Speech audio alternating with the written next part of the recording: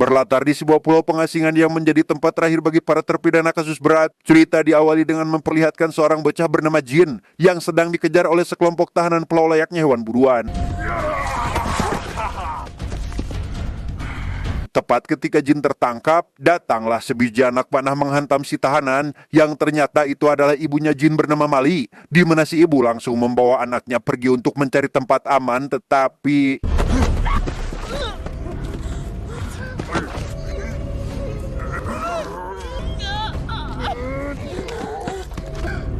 sempat terluka akibat tusukan golok beracun. Mali pun meminta Jin agar kabur duluan, sedangkan dirinya akan menghadapi para tahanan itu. Layaknya terkena skill satu peksana, si ibu tentu tidak bisa berbuat banyak, bahkan Jin juga berhasil tertangkap. Yang di tengah momen tersebut, muncullah seorang tahanan baru bernama Kim yang sekonyong-konyong menghajar para tahanan itu dan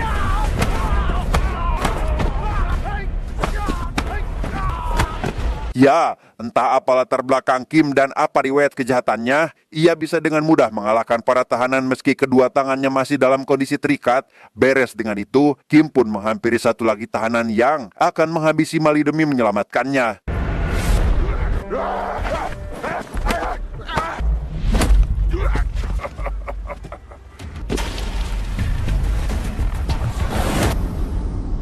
Mendengar jika Kim mencari seorang tahanan bernama Kun, Jin pun memberitahu jika Mali ibunya tahu terkait keberadaan sosok tersebut untuk mengantarkan sang ibu ke tempat persembunyian.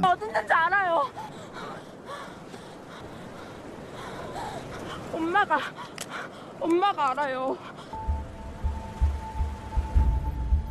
Sesampainya di tempat persembunyian yang dimaksud, tempat itu rupanya tidak hanya dihuni oleh tahanan asal Korea, tetapi juga ada sebagian napi dari berbagai negara, karena pada dasarnya pemerintah Asia sepakat mengasingkan para napi ke pulau ini tanpa ada penjagaan bahkan hukum sekalipun. 외부인을 함부로 들이면 어떡해? 우리를 구해준 사람이에요. Dia bernama Bao, merupakan ketua kelompok di tempat tersebut. Meski sekilas tampak sangar dan gerengseng, ia sebenarnya merupakan pria baik yang peduli terhadap sesama dan selalu waspada terhadap pendatang baru. 어떻게 된 거야? 말리! 왜? Welcome to my territory. Meski Jin sudah memberitahu jika Kim telah menyelamatkan dia dan ibunya, Bao yang tentu tidak bisa langsung percaya begitu saja pun lekas menunjukkan ya kelompoknya untuk membuat Kim ketakutan dan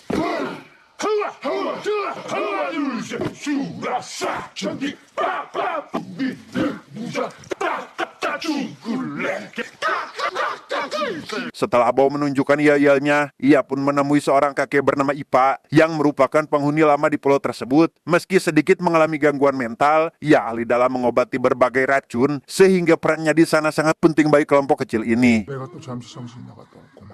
아, 말리가 다쳤어. 독이네, 독.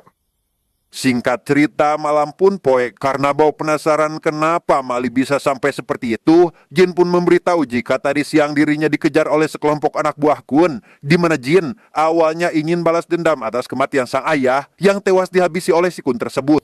손은 죽이고 싶다고 죽일 수 있는 놈이 아니잖아. 몰라? 너 자꾸 아빠 복수하겠다고 뛰쳐나가. 네 엄마 죽는 꼴 보고 싶어?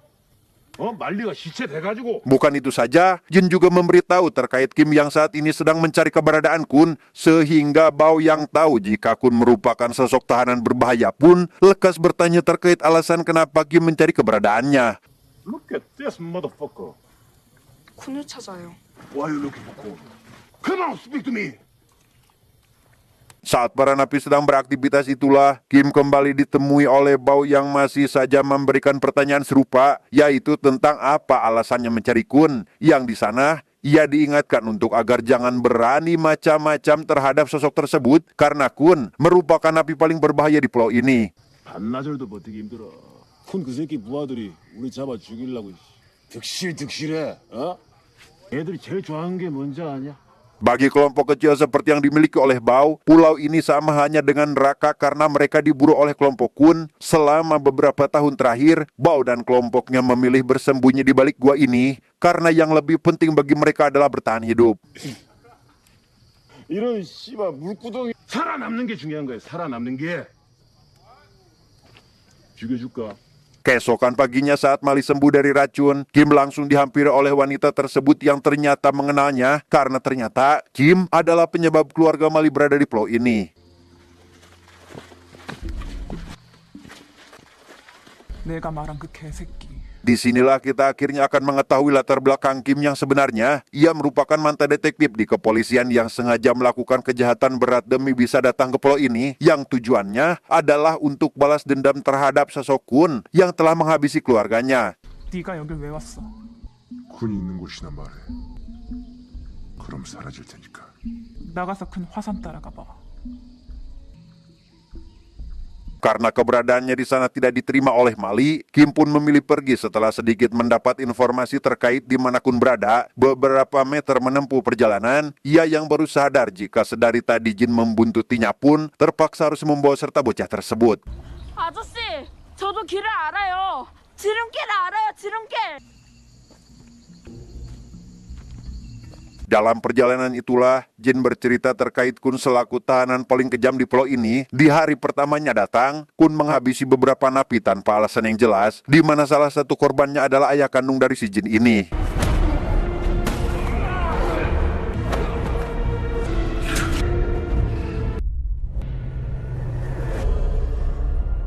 Pembicaraan pun terhenti saat Jin menemukan ada tahanan yang sedang sekarat, yang ketika menghampiri si tahanan, ia tidak sadar jika itu adalah sebuah jebakan sehingga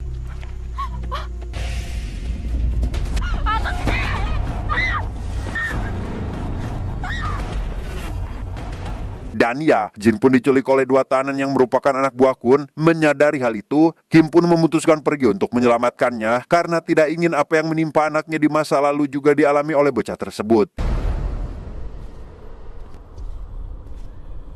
Berlokasi di salah satu bangunan tua yang ada di pulau, di sana Kim menemukan puluhan tahanan terkurung dalam jeruji besi. Sadar jika ini adalah masih perbuatan orang yang sama, yaitu Kun, Kim pun langsung menghajar para anak buah Kun yang berjaga di sana dan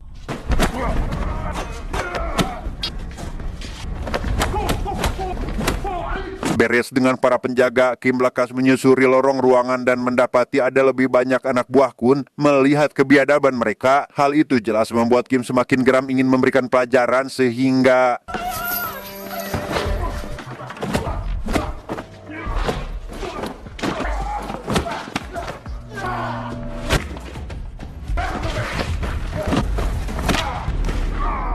sesampainya di sebuah ruangan tempat Jin disandra, Kim kali ini harus menghadapi lebih banyak anak buah Kun yang ada di tempat tersebut. Meski sedikit kewalahan karena jumlah musuh yang terlalu banyak, ia berhasil menumbangkan mereka satu persatu.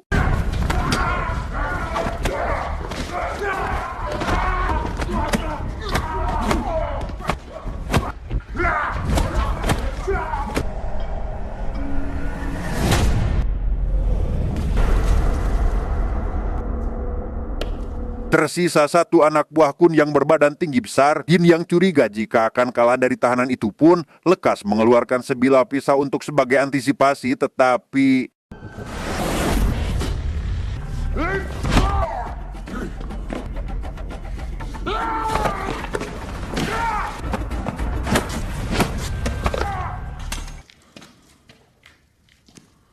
dan ya, di luar prediksi Jin, Kim rupanya mampu mengalahkan tahanan tersebut meski sekilas tampak mustahil bagi dirinya. Tak ingin jadi beban untuk Kim mencapai tujuannya, Jin pun memilih pulang saat itu juga.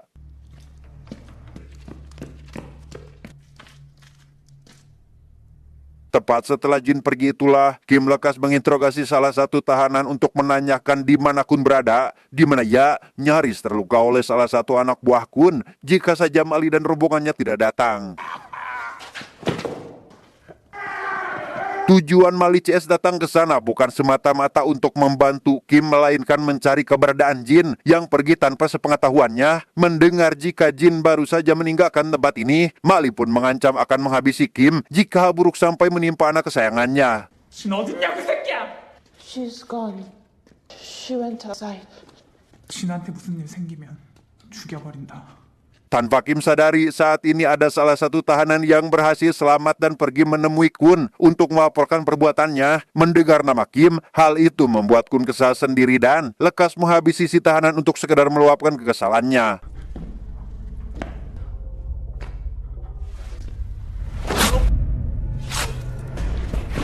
Sadar jika Kim ingin balas dendam atas kematian istri dan anaknya, Kun pun meminta sang ajudan untuk menangkap sekaligus menghabisi sosok tersebut, sehingga si ajudan langsung membawa seabrek pasukannya untuk menjalankan perintah yang baru saja dia berikan.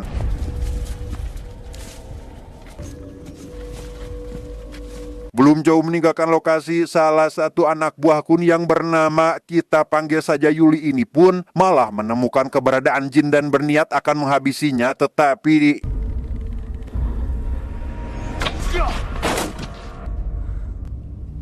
dan ya, beruntung Kim datang di saat setelah Yuli melepaskan anak panahnya, sempat terluka pada bagian bahu, ia pun membawa jin masuk ke sebuah gedung untuk bersembunyi tepat saat Mali baru sampai ke tempat tersebut.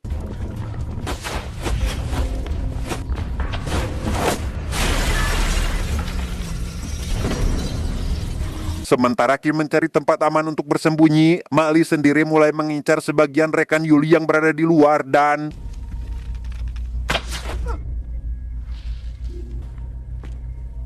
tanpa mengetahui apa yang terjadi di luar, Yuli bersama rekannya yang masih mencari keberadaan Kim menemukan bercak darah di lantai yang membuatnya curiga jika Kim bersembunyi di belakang bilik bambu sehingga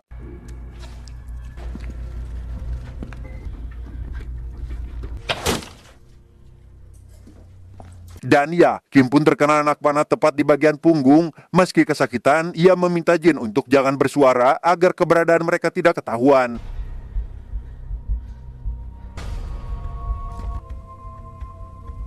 Saat Yuli akan memeriksa hasil bidikannya itulah, ia dikejutkan oleh salah satu rekannya yang tumbang akibat perbuatan Mali, sehingga Yuli lekas memeriksa area luar untuk memastikan di mana Mali berada dan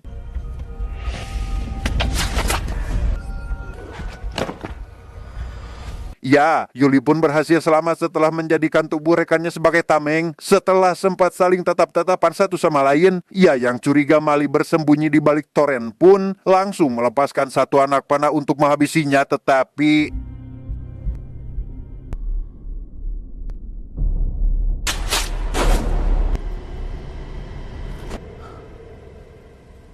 selesai menghabisi Yuli, Mali pun buru-buru masuk ke dalam untuk mencari keberadaan jin yang setelah berhasil ditemukan, ia pun langsung mengajaknya pergi, di mana jin menolaknya dengan alasan tidak ingin meninggalkan Kim yang terluka. 집에 가자. 아저씨가 나 Alhasil, Mali pun mau tidak mau harus menyelamatkan Kim dengan menggunakan dedaunan herbal sebagai pertolongan pertama. Hingga tak lama, Bao dan anak buahnya pun datang, sehingga Mali meminta bantuan mereka untuk membawa Kim ke tempat persembunyian.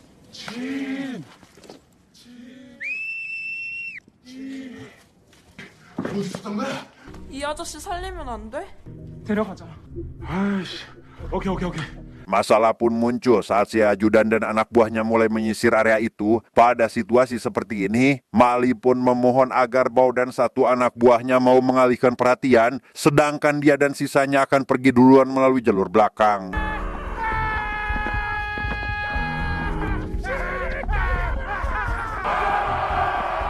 Beruntung usaha yang dilakukan Bao tidak sia-sia yang membuat Mali Ches bisa membawa Kim pergi tanpa ada hambatan. Sesampainya di tempat persembunyian, Mali langsung menemui Ipa untuk meminta bantuannya karena hanya beliau sajalah yang bisa mengobati pria malang tersebut.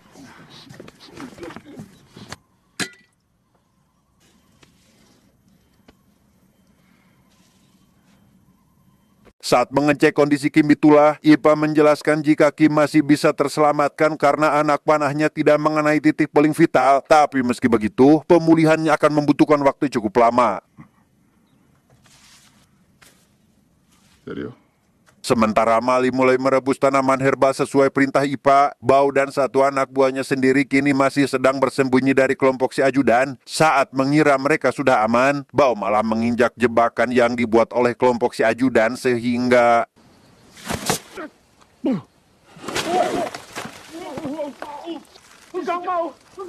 pada akhirnya, Bao pun tidak bisa berbuat apa-apa lagi setelah si anak buah juga menginjak jebakan sama seperti dirinya. Hingga pada malam harinya, keberadaan mereka diketahui oleh kelompok si ajudan dan diinterogasi terkait di mana keberadaan Kim saat ini. Come on, let me go. 씨발 꼼수 저 새끼 나 싫어. Pada posisi seperti ini, Bao pun hanya bisa pasrah apalagi setelah menyaksikan anak buahnya dihabisi. Hingga di keesokan paginya, ia yang tidak ingin mati hanya demi melindungi Kim pun memutuskan untuk menyerahkan pria tersebut.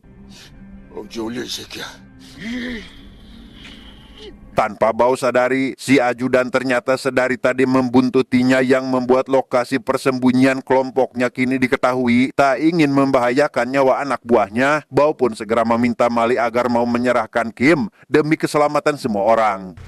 빨리 살아야 돼.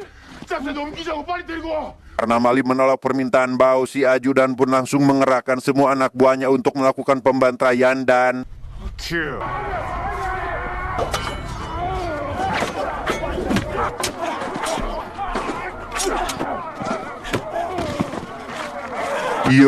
perang sengit pun terjadi di mana Mali dan rekannya harus berjuang menghabisi belasan anak buah si ajudan. Pada situasi seperti ini, Bao hanya bisa duduk terdiam melihat satu persatu anak buahnya tewas dihabisi.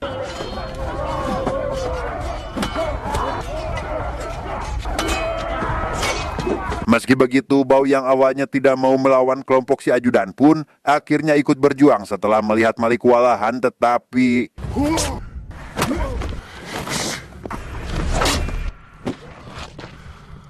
pada akhirnya Bao pun tumbang oleh si ajudan yang lihai dalam menggunakan golok. Tersisa Mali seorang, ia harus menghadapi si ajudan yang sulit untuk dikalahkan sehingga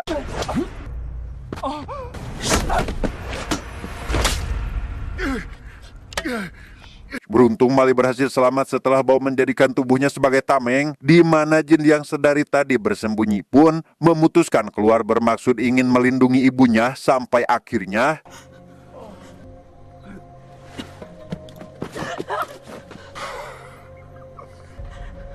di waktu yang kurang tepat, Kim akhirnya kembali sadar setelah sembuh dari racun. Melihat Bao dan anak buahnya telah dibabat habis, ia yang tak terima dengan hal itu pun lekas menghampiri anak buah si ajudan untuk memberi mereka pelajaran dan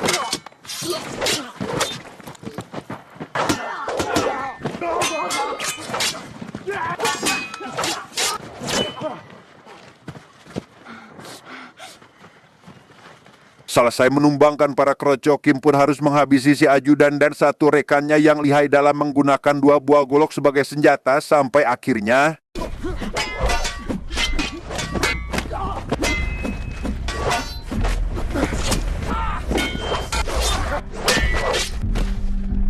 setelah menghabisi si ajudan dan bala pasukannya, Kim pun langsung pergi seorang diri untuk mencari keberadaan Kun. Setelah beberapa jam menempuh perjalanan, sampailah Kim di depan sebuah bangunan tua yang selama ini dijadikan markas oleh si Kun tersebut. Tanpa buang waktu, Kim pun langsung masuk ke dalam dan menghajar sisa kroco yang ada di sana. Setelah cukup lama berkeliling, ia akhirnya berhasil menemukan Kun yang sedang menikmati udut terakhirnya. Disinilah kita akan diberitahu tentang alasan kenapa Kun menggunakan perban yang menutupi sekujur tubuhnya. Sebelum dikirim ke pulau ini, Kun rupanya sempat dibakar hidup-hidup oleh Kim sebagai langkah awal balas dendam atas kematian istri dan anaknya. Mendengar jika Kim saat ini benar-benar akan menghabisinya, Kun pun dengan senang hati akan meladeninya sampai titik darah penghabisan dan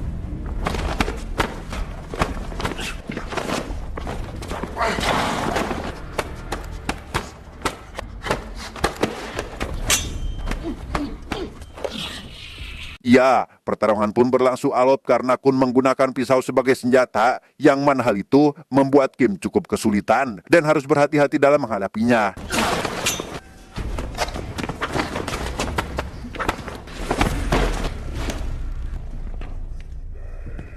Menggunakan kain sisa dari garmen, Kim memanfaatkannya untuk menghadapi si Kun dan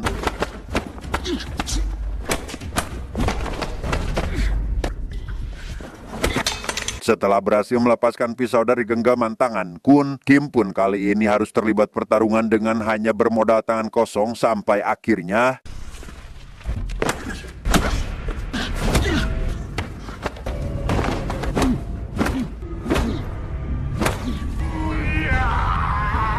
Setelah semua yang dilalui, Kim akhirnya merasa lega karena ambisi balas dendamnya telah selesai. Meski apa yang dilakukannya tidak dapat mengembalikan keluarganya, setidaknya ia telah membuat Kun jauh lebih menderita. Tamat.